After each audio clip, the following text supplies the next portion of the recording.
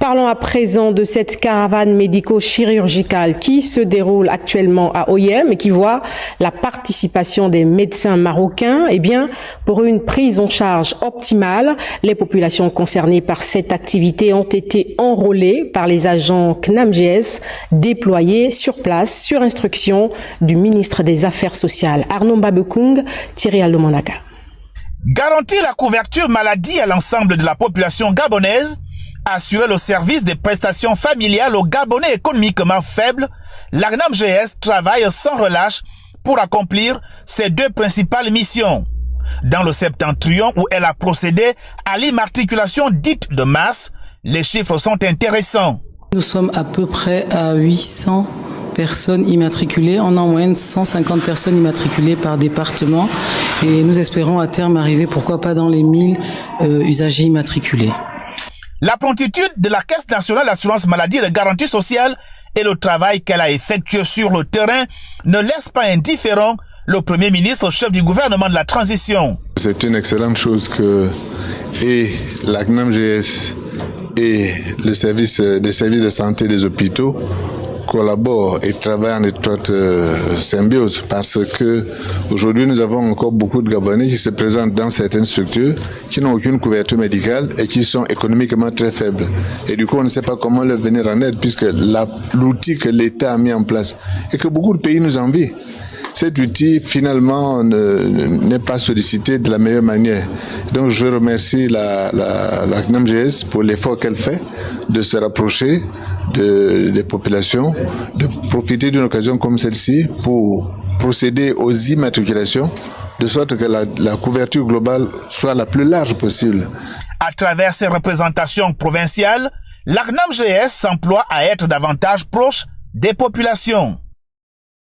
Une immatriculation de masse très appréciée donc par le chef du gouvernement qui a salué la promptitude du ministère des Affaires sociales et rendu hommage aux agents enrôleurs de la Caisse nationale d'assurance maladie et de garantie sociale. On retrouve Arnaud Mbabekung et Thierry Aldomanaka. Il y a quelque temps encore, cette formation sanitaire à Medouneux n'était que l'ombre d'elle-même, avec seulement 5 lits d'hospitalisation, pas de plateau technique et plusieurs services inexistants. Aujourd'hui, ce n'est qu'un sombre souvenir avec ce nouveau centre médical moderne, totalement équipé. Oui, c'est possible. C'est possible qu'au Gabon, quelles que soient les conditions, nous démarrons un projet et que nous l'amenons à terme. C'est possible que des administrations puissent se mettre ensemble pour pouvoir réaliser les projets qui sont dictés par les plus hautes autorités du pays, en tête desquelles le président de la République, le Premier ministre, chef du gouvernement, sous la parfaite coordination des différents ministres de tutelle qui joue le jeu musical de la réalisation des projets. Une lueur d'espoir demeure dans nos esprits, dans les esprits de nos populations. Le centre médical de Medouneux est opérationnel et reçoit déjà ses pensionnaires depuis quelque temps. Cet hôpital devra apporter une autre façon de vivre aux populations de cette ville et de ce département. Devrait apporter un meilleur espoir. Le ministre de la Santé a également interpellé le personnel soignant à maintenir la structure en l'état et à adopter une attitude responsable face aux patients déjà affaiblis par la maladie. Il ne faut pas faire de l'hôpital un endroit sinistre, un endroit où on n'a pas envie de mettre les pieds. De l'état de notre visage commence la guérison du patient qui vient à nous.